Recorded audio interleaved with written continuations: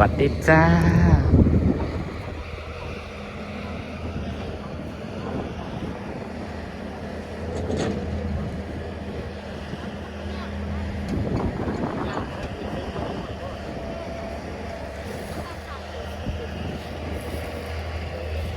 ประเทศแรกมันอยากน้อยเนาะเบิ่งไปเบิ่งมาอยากน้อยซ้ำนี่นะ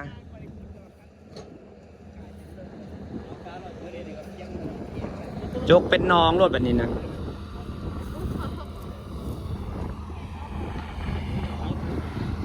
แท้ละจกเป็นน้องเลยงามเนี้ยเป็นคลองคู่เขายกคลองตรงกลางแตก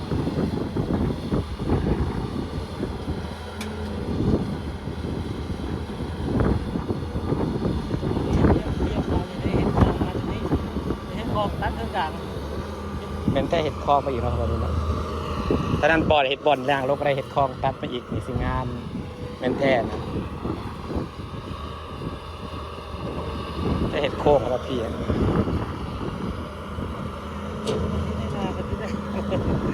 นั่นแหละจังหวะเป็นแท้เห็ดข่าววันนี้เนี่ยสิงามเหรอปะเนาะตัวว่าแบบเป็นแท้จกก็ดีข่าววันนี้เนี่ยสิงามจกนี่ไปป้านนะ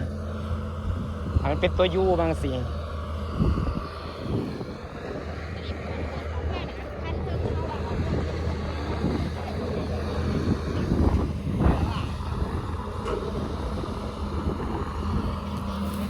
โครงการ100 ล้านเป็นไงบ้าง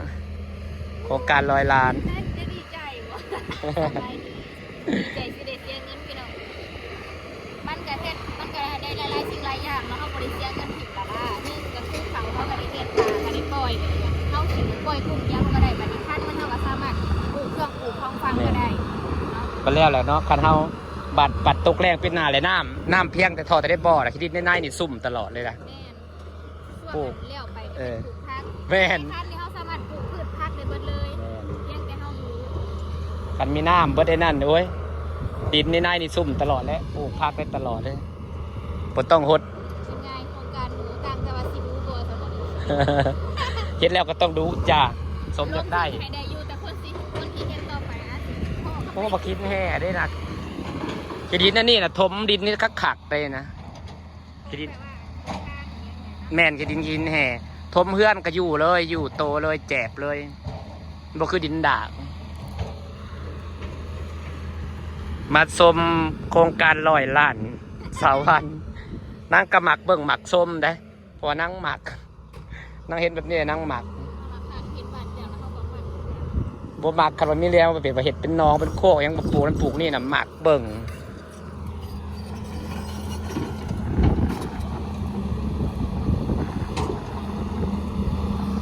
เสร็จแล้วโคกหนองนาเสาวันที่ดินน่ะตั้งงามเด้อถมเดินนะขัดได้เป็นที่ดินมังหินแห่มันคือที่ดินที่หินแห่ถมทางนี่แจบเขาเลยได้นี่พาพี่น้องมาชมบ้านสวนเสาวันพอพี่ดีครับมาชมโครงการโคกหนองนาป้าขักเลย30 ปลูกป้าขี้ดินนี่ขี้ดินแห่มักขี้ดินนี่มันขี้ดินขี้หินแห่นี่เอาใส่เหือแล้วมันแจบเลยเลยขัดขนาดเห็นแนวนี้นะหมักไปเป็นนางเป็นคนหมักต้นไม้หมักโคกหนองนาเห็ดคลองใส่ไก่ผักสิเห็นได้เบิ่งก็เห็นแล้วก็มีความสุขนำเสื้อพวกนั้นก็ต้องหมักหลายคนก็จะได้คือกันแบบนี้เนาะมีทุนมีแหงเห็ดบ่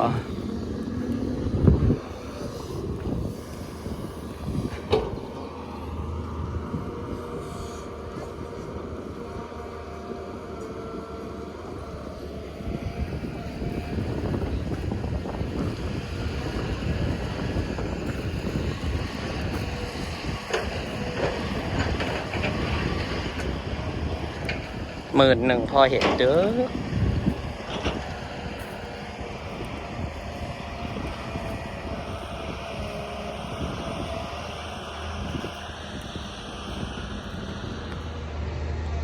มานั่งส้ม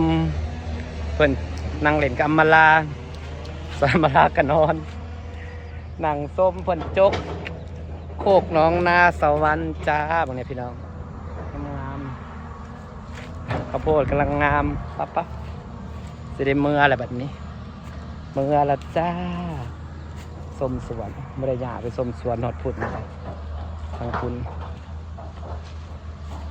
ทางพุ่นนะสวนไปทางพุ่นใส่สวนมึงนะ สวนหยัง สวนของมึง ส เอ วน ง นี่แหละแค่นี่ติดปลูกว่าน คำเลยสิได้เมื่อละพี่น้องข้าเจ้าคือดีแล้วเจ้าหดทางใหม่พร้อม เม้นข้าวอ้อยเนี่ยกูไปให้เขาไปโจกกันนั่นกูจะเฮ็ดคล้องสแกน พี่เด็กกระเทินเพราะเขาอยู่นี่นะ เนาะ มันที่พบเปิดร้านจะจกกองใส่ไก่เสื่อ เนาะ มันที่จกยาวบ่จกไปแบบมุมใดจกทางตัด เสร็จยาวทั้งอันของนางแบบจะยาวมันนี่เนี่ยเฮ็ดเป็นตัวยูนะเฮ็ดเป็นตัวยู เป็นอ๋อนางก็อยากเห็ดกล้องใส่ไก่เดี๋ยวข้าอ้อย เจ้าคือดีแล้วก็เจ้าหดน้ำมาให้พร้อมคำแล้วก็หดพักนะคะ กูเขาได้เฮ็ดเรียกว่าเขาบ่ได้ซื่อ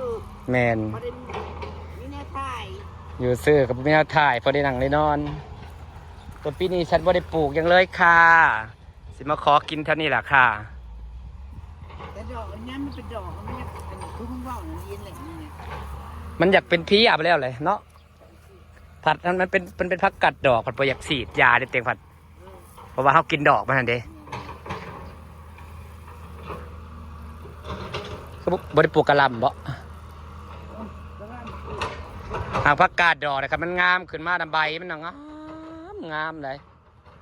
เขียวงามคืออย่างนี้เลย ใบใหญ่เนาะ เออ โคตรเป๊ะ แนมไปในเขียวกลุ่มที่ข้าวโพดกระลายพี่น้องจังหน่อยก็เป็นป่าข้าวโพดผู้สุดผู้ทั้งผู้กับพี่แต่ป่าข้าวโพดสุดเล่งผู้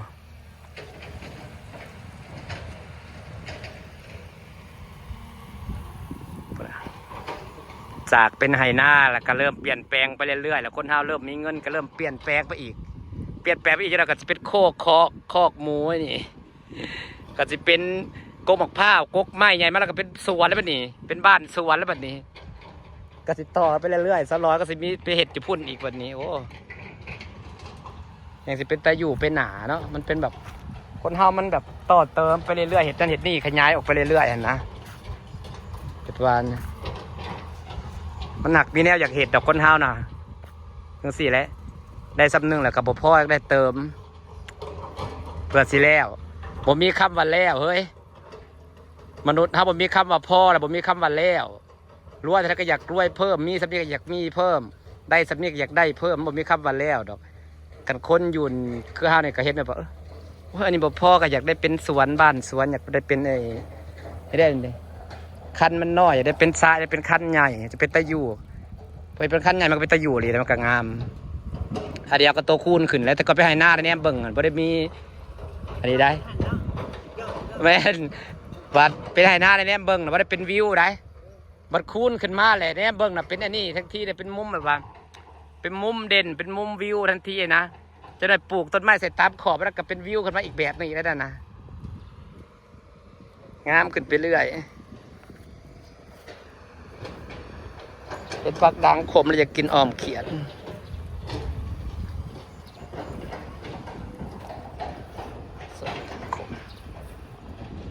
โอ้ถั่วลันเตาเป็นแนวนี้เหรอเป็นพักที่ฉันหมักแต่ฉันไม่เคยเห็นต้นมันจะเถื่อโอ้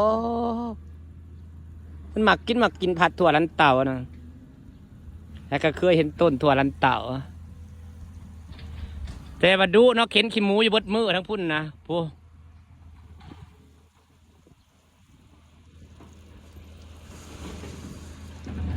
แม่สลอยคนขี้ดินเห็นเป็นคนขี้หมูบดมือคนขี้หมูไปหดคนน้ำขี้หมูไปหดต้นมะโพดสัมสีงามโอเคค่ะพี่น้องค่ะกาสิเดเมือแล้วนะคะจะได้ฝากบรรยากาศไว้สักนี้นะคะส่วนนางนี่กับป้าให้นางหดผักไปค่ะนั่งส้มสวนก็จะ แปบกระดุกโดกจะเห็ดเมนูยังกินเนาะ